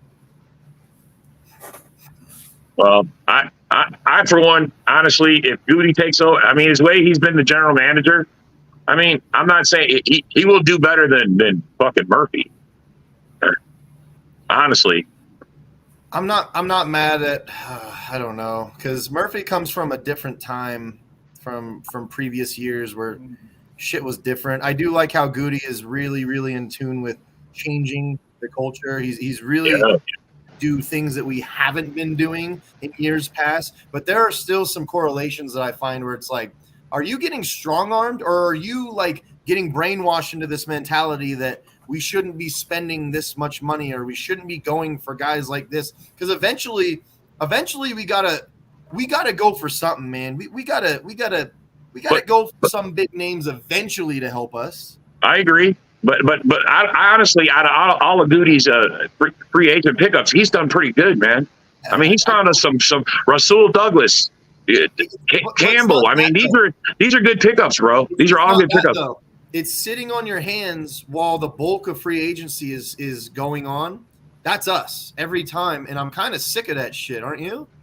Well, I for the right free agent, I think we should be making some moves. But I don't know what's been the right free agent. I mean, honestly, I think what they're trying to do right now is see what we got in the preseason right here yet. They still got 13. They'll like to play at least. They got 8 to play with. They like to keep 5 in case of emergency during the season. But they got like 8 to play with. They've been over 8. So it's like, and you can do quite a bit. You can get a couple players with 8. You know, depends how you structure it, whatever. I mean, but whatever free agent you get. My attitude about it is, as long as it's a good scheme fit and they work well in the system, I'm okay with it. They got to fit our system, not bring someone in that we got to tailor our shit around him. I want to see them bring in someone like Shelton, or a big run stuffer, you know, someone big nose tackle, you know, bring someone in that can fucking stop the run. Another veteran, because behind White and all that, it gets kind of fucking, you know. Let me give you like a really good example of it doesn't necessarily have to be free agency. It's making big moves in general. Okay. During the draft, the Eagles got AJ Brown for fucking nothing, man. Like, so that's so true about that. Where were we? AJ Brown could have changed the whole fucking season. But what did they have a deal behind the scenes and we didn't get understand. I remember this was being talked about where they were shopping him around openly at this point, and the Eagles just so happened to be like, "Hey, I got you. Let's pull the trigger now." And one thing about it, him and Hunt, they were really good friends. That's why. I mean, sure, but there's still, we could have been like, you know what? I'll give you a little more than that. You know what I mean? I'll give you, dude. We didn't need. It just bothers me because if we would have pulled the trigger on that, maybe things would be drastically different right now where we're sitting. Another thing, for example, this year, you start hearing about Budda Baker, and Green Bay's nowhere to be fucking found trying to. You're right about that. That's one I was really wishing we would have made a move on. You're all right. There is one. There you go. I agree with that. He just resigned too a couple days ago, yesterday or something. But you know why? Because no one ripped him off the roster from them. I was hoping Packer to do that. I was like, come on, please, man. So I will say, like, look, as much as I'm going to believe that Jonathan Owens can be good for this team, he better fucking help this team, or else we're going to look at that specifically and go, I was going to say that too, man. He better be like a standout at somewhere in each game, man. I need to see this guy like owning his position, like owning it, like defending it, like legit. And I think Savage would actually be pretty good this year. If he can get back to his rookie season, I mean, he's got all the tools, he's got all the traits to be a really good fucking safety. He did it when he was a rookie season. He's got to get back to that.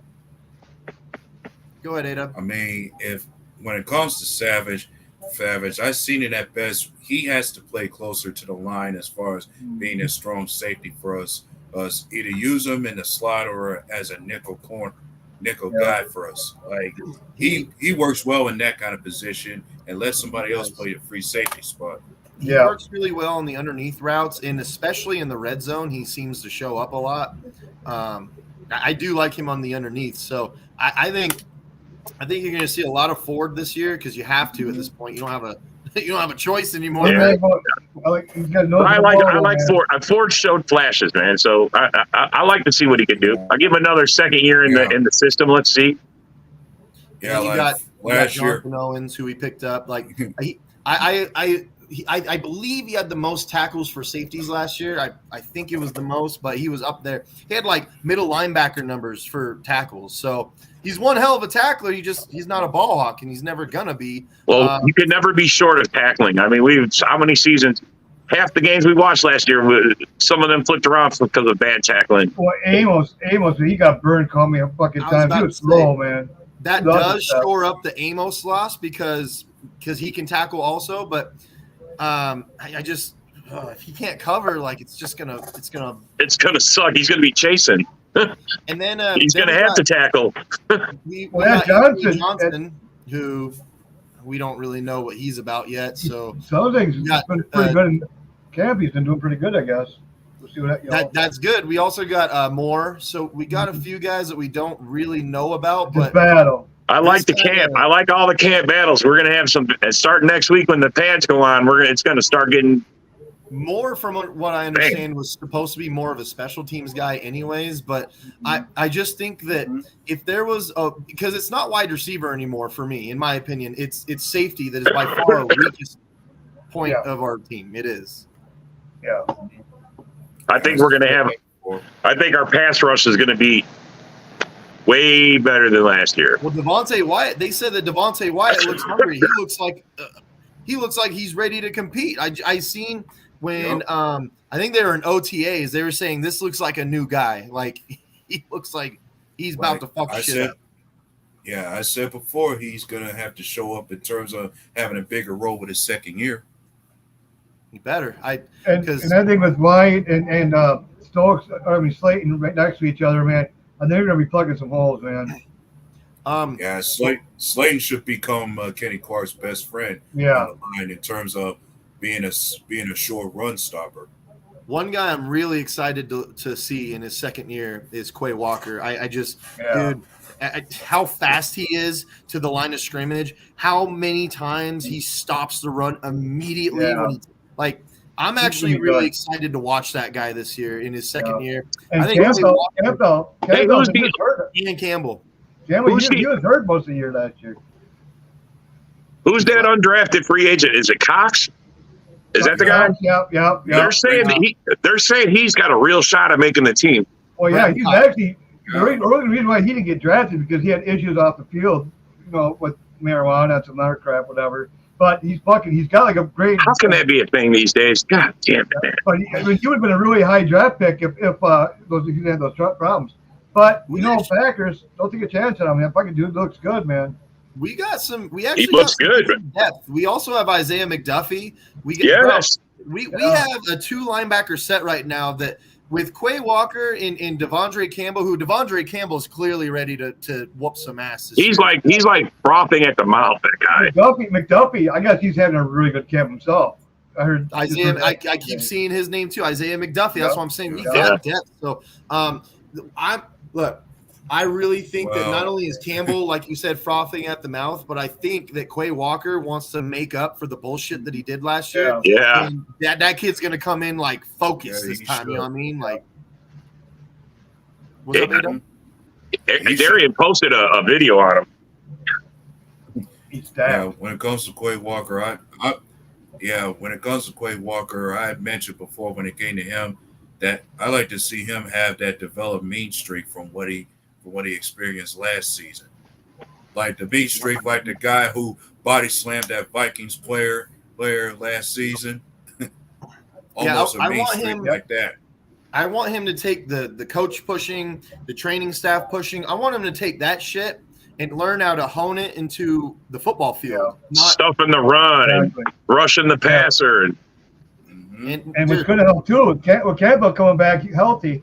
Campbell played pretty hurt last year. Yeah, he was hurt. He's hungry. He's coming out. Campbell was hurt for the first 4 weeks. He was he wasn't 100% at all. I don't think he was 100% the whole season. I don't think he got back there. I think in the second half of the season you started to see. He said that he's coming back with a vengeance. He's going to turn it around, and he's got a great young guy next to him to do it too. Like I said, I need to see 4 Pro Bowlers off our defense this year. I want to see it. Kenny Clark's going to step it up. He's anxious to get back out there. You got Jay Alexander. Yeah. You got Clark, Kenny Clark. You say Clark? Yeah, Kenny Clark. Clark is. I'm gonna say Devondre Campbell again. I could see him getting in there again. And who would be our 4th? Because I'm not gonna say any safeties at this point, but maybe or Rashawn Gary. Rashawn Gary. Well, I don't think Rashawn Gary will. I don't know. He's going to be there for week 1. I think he's going to be there. But the thing is, he'll be limited. I think he'll be limited in the first couple games. But that still don't mean he won't make a Pro Bowl. You watch. Yeah. Maybe Preston Smith. Maybe Preston Smith. I'll give you that because he's hungry. They're all hungry, man. I'm telling you. The whole look. My favorite thing about this whole thing is everybody, defense, offense, everybody is in full support of Jordan Love. Here's something that helps us too with Preston Smith. Give me 1 second, A-Dub. I'll give you the floor. Just give me 1 second. I believe this is Preston Smith's contract year, right? Yeah, so it is. You're right. Going to put in some work, right? So, all right, go ahead, A-Dub. My bad. Yeah, and one thing is I look at Preston Smith to be one of your team leaders out there. Yeah. Considering his experience, his age, that's one of your team. You could be sure Preston Smith will be one of your team captains. Preston's got 3 years left on his contract. So he's one of your team leaders. This actually is kind of a contract year for him. He's only making. He made 1,100 base or 1.1 million base salary last year. But he's got a 9 million signing.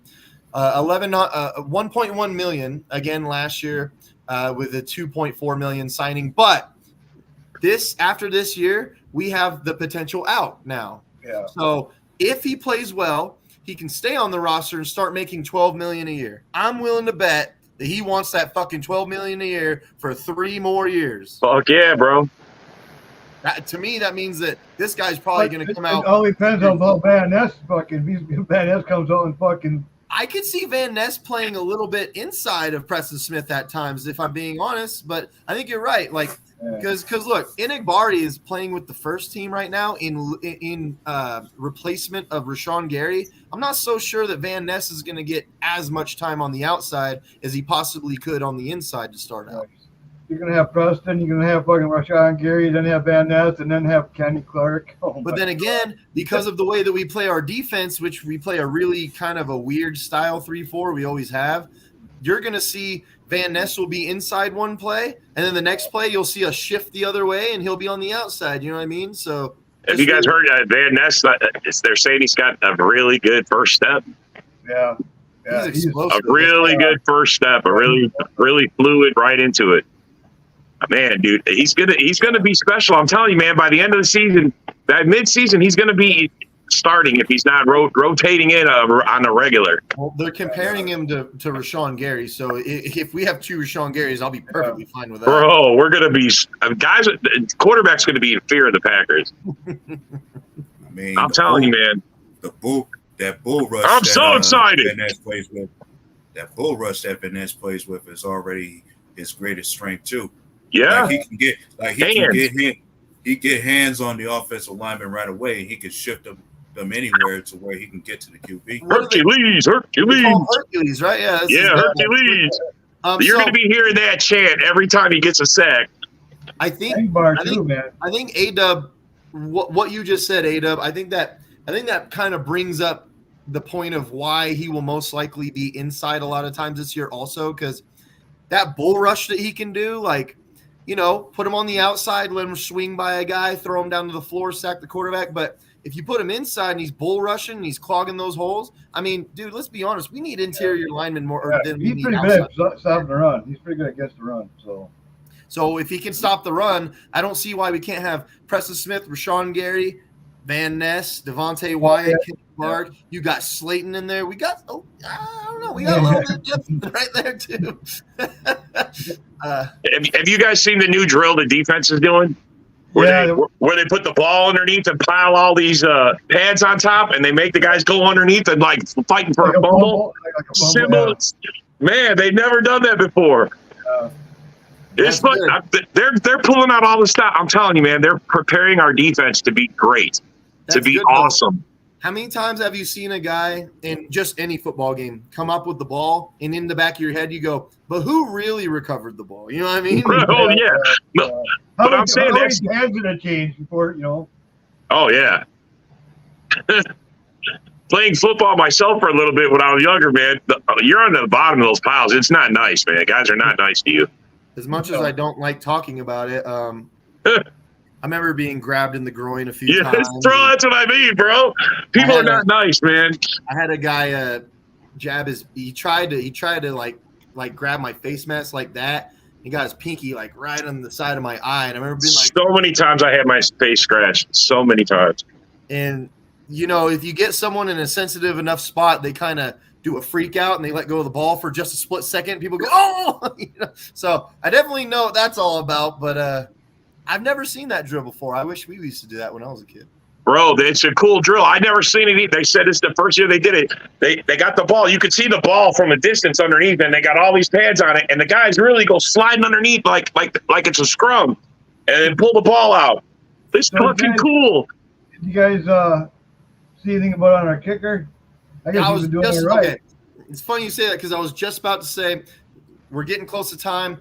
I want to bring up one last thing that I keep seeing be brought up on Twitter, and it's about our kicker. I think he only missed one field goal so far, right? Because he missed one at the beginning of the day, and then he made every single kick at the second half of the day. He made like 5 in a row after going 2 for 3, I believe they said. So, and he's hitting them from like 46, 52, 53, 43. So he's getting consistent. And over the last few years, we need a fucking consistent kicker, man. Yeah, no, dude.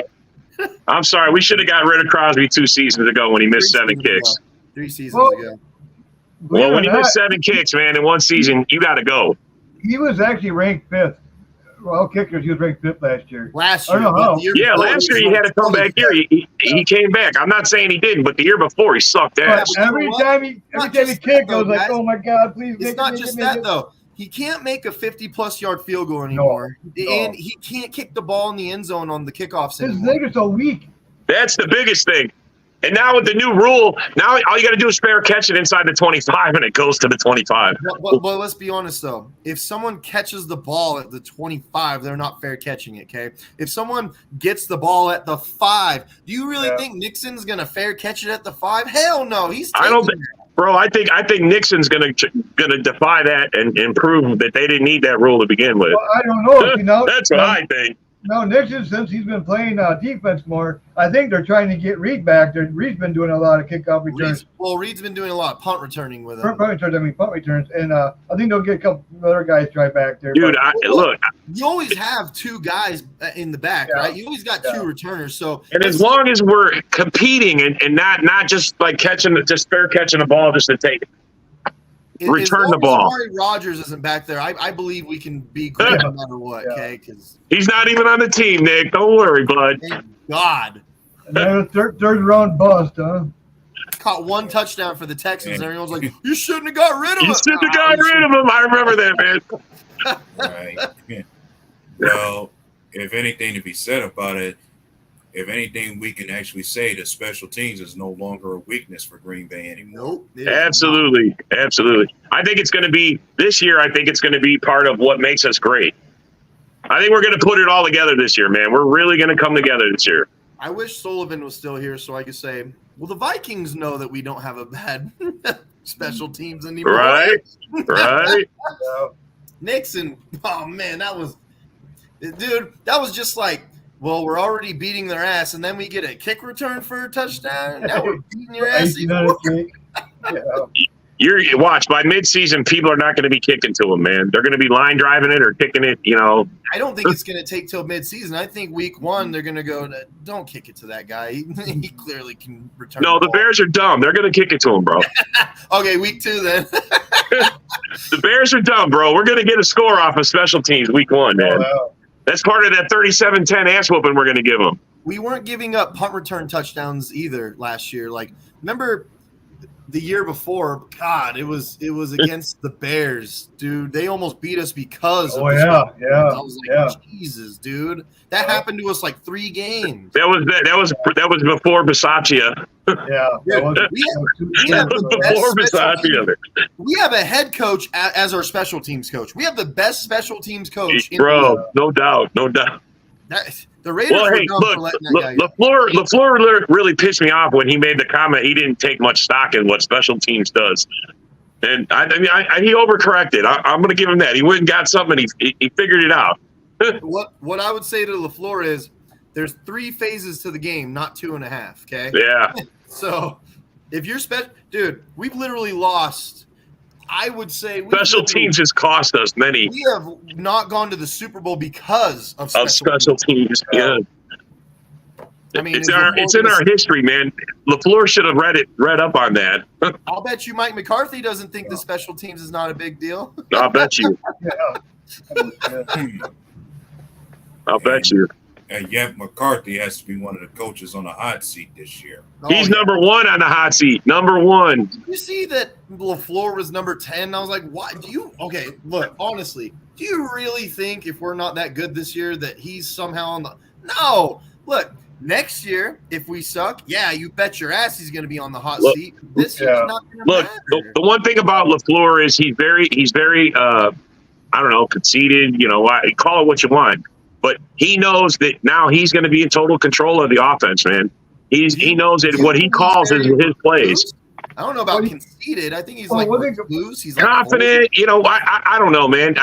He stands out there smiling about shit, man. He stands out there. I say he's conceited. He's overly confident and shit because the way I see it, he got punked by Rodgers last year, and he's very not outspoken at all, and he needs to be. He needs to be more fucking aggressive. Well, I think we're going to see it this year, man. I think we're going to see it. I think the offense is going to be him. Dorn was about to rip my head off about something. Go ahead. When I get out of it, I think Goot and LaFleur will be there until because this year and next year when we get a new That's what I'm CEO saying. and everything else, they can switch the whole. Then they can rip everything down and fucking redo it. So they got 2 years to prove themselves. If we win 5-6 games this year, we're moving on with the same roster, drafting, getting some free agents, trying to tweak it. If next year we win 5-6 games, everyone's on the hot seat at that point. It's like, all right, not just management and the coach, the quarterback will also be on the hot seat at that point. Oh yeah. They might bring on Nordine and say, okay. Dude, it is the Green Bay Packers. If we have a seat, you guys say what you want. If we only win 5 or 6 games next year with Jordan Love, we're going to hear complaining about the fucking quarterback position. I don't care what you say. Even though the rest of us think it's 6, 7, 8 wins is going to be decent, fans are going to be like, we had Rodgers, motherfuckers. You wait. So it reminds me a lot of, like, for example, the Lakers. Okay, now look. Green Bay and the Lakers, they do things completely different on how they construct their teams and what they do, right? It's completely different. My point was the fans are very similar to me, where the Lakers fans, if you have 1-2 bad seasons in a row, they're going, what the fuck? Everyone's losing their mind, okay? Yeah. They're like, this is unacceptable. We compete for championships, and that's all we ever do, right? Yeah. We don't take years off, right? Green Bay fans are very similar, where they're like, dude, you guys better do fucking something because we're spoiled. It's spoiled. Very spoiled. Now, with spoiled comes confidence, comes being conceited, right? That's right. So we all have that in us where it's like we expect better. Hey, you remember that year we were 6-9-1? Remember 6-9-1? Everyone drilled in us. It was drilled in our fucking brains, man. Fucking Albert. 691, 691. Everywhere, dude. He posted it everywhere, bro. Like, I couldn't stand it. Good comes in, and guess what? He totally revamped that fucking team. 13, and we haven't looked back. Boom. We had one losing season last year. That wasn't a losing season. 8. We still had a decent season. I mean, we saw something out of it. In God, there wasn't like games that we missed. There was just plays that we missed. Yeah, we never played complete games. That was our problem. We never had a complete game ever. We were legit, except the Viking game. The Viking game. we were literally a few plays away from going from 8 wins to 10 wins. See what I'm saying? Okay. Like, no. You think okay? You got the Lions. You got Dan Campbell, where he's you know what I mean? I'm gonna fucking bite the kneecaps up. And you got the floor. He's like a soft little fucking little. That's why he's so cute. You know what I mean? I'd rather have a guy come in there and fucking just be, hey, be aggressive, and that's what the Force got. They played soft last year. You can see it. You can see it in that fucking. Maybe I'm hoping we'll see a new guy now that Aaron's not there chopping his balls off. Yeah. Because let's be honest, the big bad voice in the locker room was Aaron Rodgers. It wasn't LaFleur, right? Yeah. No one was scared that LaFleur wouldn't play him. They were scared that Rodgers was going to make them not play. Like. So I'm hoping this year, because Love is clearly not the pedigree at this moment where he has a voice like that. I'm hoping that this year, LaFleur just kind of he does that old school shit. He doesn't have to literally do this, but in a sense of a way. When we were kids, Coach grabbed your fucking face mask and turned your helmet. And he was like, "You gonna do that again? Is that what you're gonna do? Because you won't play." And you're like, "No, Coach, I will not do that." Yeah. So I need to see that. Not literally. If he does that, he's going to get fired. Nick, that was a great little memory. You brought me back doing that, man. And a lot of times the coach was my dad. No, bro. My old man would tell me to come to the sideline. He wasn't even my coach. He would just come here. I remember McCarthy driving one of the players was a playoff game. Guy fucked up and he grabbed his face mask and then he kind of let go and he was pissed. Holy fuck, McCarthy. Back then, that was normal. Nobody ever said anything. Yeah, no, back then, nobody questioned it. And especially Little League, most of the fathers were out there. So, it was probably a father getting out his son, man. It was very Friday Night Lights, like Permian Panthers. Yeah. You know what I mean? Where it's like, man, your dad just came down and just socked you in the fucking helmet. Hey, bro. He's like, shut up. All right, let's play football. Yo, your dad's coming. No, it was a different time, and I gotta tell you though, there was motivation within that. That was not. Sometimes people think that that's all for naught. It's not all for naught. There's a lot of times where that got us going. So well, nowadays they give a trophy for you just showing up, bro. Yeah. And you know, do you guys remember this? Do you guys remember getting a concussion and they go, follow my finger. What's your date of birth? What's your name? All right, get out there. Yeah. How many fingers am I holding up? Yeah. My dad used to spray the water in my eyes a little bit, so I'd kind of woo, you know, and he'd be like, all right, get out there. Well, you got All that right, shit Dad, you I break got or it. eat their nose and it smells like a son of a bitch. Oh yeah, the salt. The smelly salts, crap. Salt meter. Woo! I remember those days. Those were fun days. But you know, Are you hurt or are you hurt? yeah, are you hurt or are you hurt? I mean, look, football is a rough game. I don't care what age you're playing it at. Yeah. Feelings on the sides. Man, you And ever you- hit someone so hard there's snot that comes out your nose and you kind Bro. of get up and you're like, ooh, what That's a just slobber knocker. Slobber knocker. happened? Or you're trying to hold a block for someone and someone comes from the side of you and you're just like, ooh, what just happened? You know what I mean? The blind side shot is the worst when it's a pick and you turn around and there's the other guy waiting for you. That was my specialty. I used to do that to people. No, Bro. we let what's the name go. We still got roster spots. This is totally terrible, but our coach, man, like on kickoff returns, punt returns, you want to know how you fucking kill another team? The first kickoff, you just go down there and lay the guy out. And he will fucking be scared the whole rest of the game. He will be hearing footsteps when you come down there. Take the penalty the first shot. Well, you clean his clock. That dude will never play. He'll be looking at you, looking at the. It's over. I gotta be honest. I used to do some fucked up stuff because I can't explain it. Like, unless you've played football, you probably understand what I'm saying when I say this. I went out there and I didn't play scared, but I was scared because if I didn't hurt someone, I was gonna get hurt. If that makes sense. So it's a violent sport, bro. Yeah, there was this really big kid, and he was whooping us. I mean, he was a big kid. At me too. He was destroying us. So I took it upon myself because I was sick of getting our ass whooped. Okay, I took it upon myself. He was holding a block. He let go of his block. He was running behind his running back on his own sideline. I didn't go for the running back. I went for that kid, and I fucking laid him out like bad. And I'm like, it was almost too late. Like by the time he looked at me, he was already lifted off the ground, right in front of his whole team. And he's sitting there screaming that he can't breathe in his chest, right? And I just kind of went, sorry. And I did I do that? So you did a Clay Walker thing. Field next play and fuck us up. I'm not going to do it because I didn't play scared, but I was scared to hit up with this guy because he was huge. And it was just like, I'm going to lay you out while I can, and we're going to win this game. Like, I'm done with this shit, dude. You're too big to be playing with us. So I just kind of like, sorry. Because I can't play good with the others. That's football, man. I don't know what else to say. I don't play good with the You got to do what you got to do, man. Sometimes it's a gritty game, man. I love it. It's why it's a great sport, man. I fucking caught a pass, and I went way up as high as I could. At the time, I was about 6'1". I was getting close to 6'2", and I went all the way up, caught the pass at its point, and kid hit me right about, I want to say, the ankle to the calf, and I just 180. If you haven't never been airplaned, then you haven't lived. I hit my neck like that on the ground so fucking hard. And when I got up, I remember I wasn't mad at that kid because I'm like, I understand. I'm mad at myself for not crunching, for not securing myself when I went up for the ball because that kid crushed me. He destroyed me in that moment. Did you hang on to the ball, though? Did you hang on to the ball, though? Yeah. Did you hang on to the ball? Well, that's all that matters. I did. I didn't drop the ball.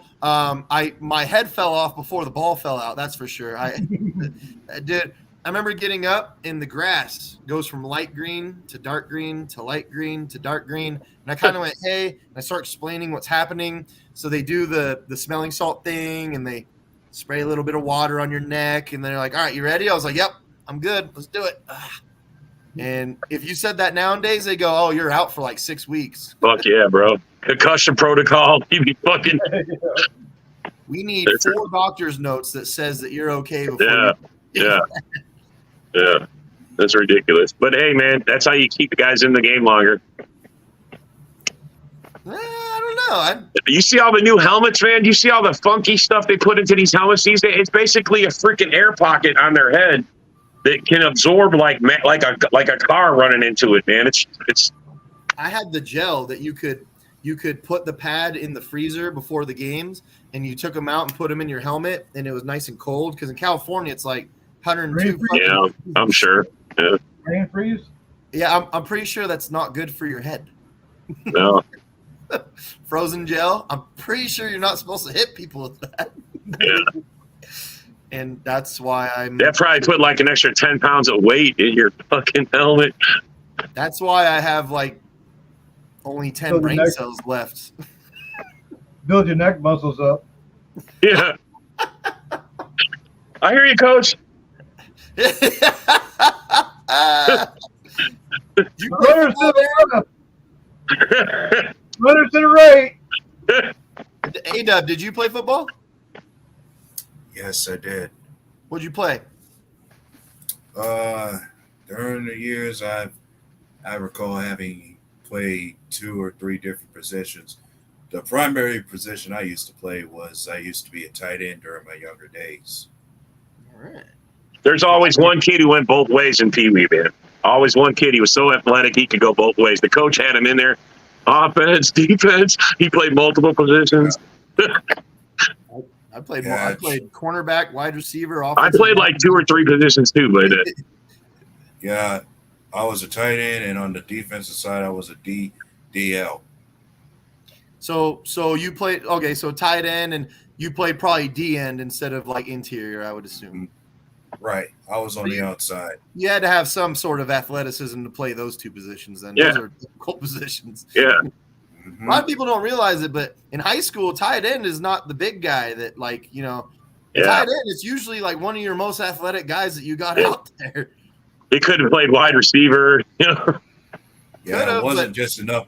It wasn't just enough to be a receiver. You had to be a solid blocker too. Yeah, you had to be able to block. The Yeah. thing is, in high school, for receivers, like, okay, you're not going to pass the ball like it's college or the NFL in high school. It's not the same thing, You're not out there flinging the ball all the time. You're mainly going to play a lot of like safe, A lot of sweeps, a lot of pitch.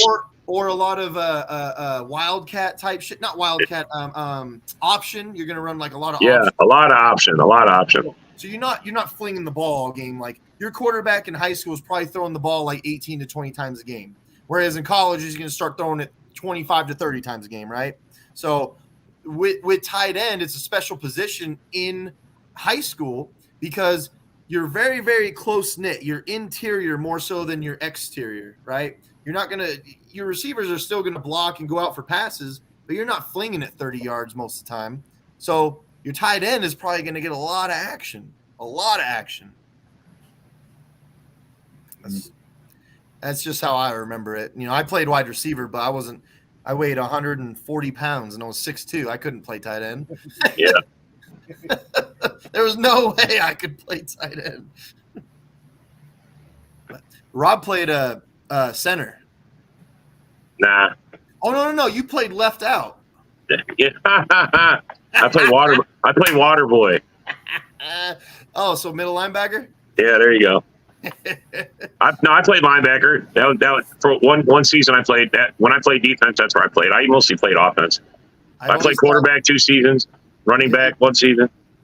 It doesn't matter what level of football you play. In my opinion, middle linebacker is probably the most dangerous position. Oh, it was, bro. That's why I didn't play it anymore. I only played it 1 year. It's like middle linebacker. So look, when you're playing defensive line, you're this far away when you make contact. A lot of defensive linemen don't get the crazy head trauma that other guys will. Linebackers especially get it because you're about 5 to 7 yards away. Yeah, off the runner, yeah. The running back is already full head of steam. You have to read it and then go get it. You're making very, very high volumes of contacts, like hardcore. So not to mention the guys you got to go through to get to that guy. So you got to shed a block and then you got to shed a block. You got to avoid block. You got to. See, I played cornerback. By the time that I got to the running back, he was running sideways. So it was like all I had to do was like grab his leg or some shit. I didn't really hit him like that. But John Dorn, what'd you play? Fullback. Me, I played hockey. I played hockey, and I played baseball, and I played soccer. I never played football. Really? Wait. Such a diehard Packer backer, too. Did you say that you never played football, but you played soccer? I played soccer. I played hockey, and I played baseball. You're damn near a communist at this point. But then once I got to high school, I didn't play any sports. I was spending too much time with my hunting, my fishing, man. Yeah, I quit. I only played sports my first 2 years of high school. After that, I got into drugs. I believe I stopped playing football when I was 26, I want to say. But I played pee-wee football, you know. Like I got out of school, hopped in my truck, went to the fucking public ground, went to the hunting ground, fucking did my hunting.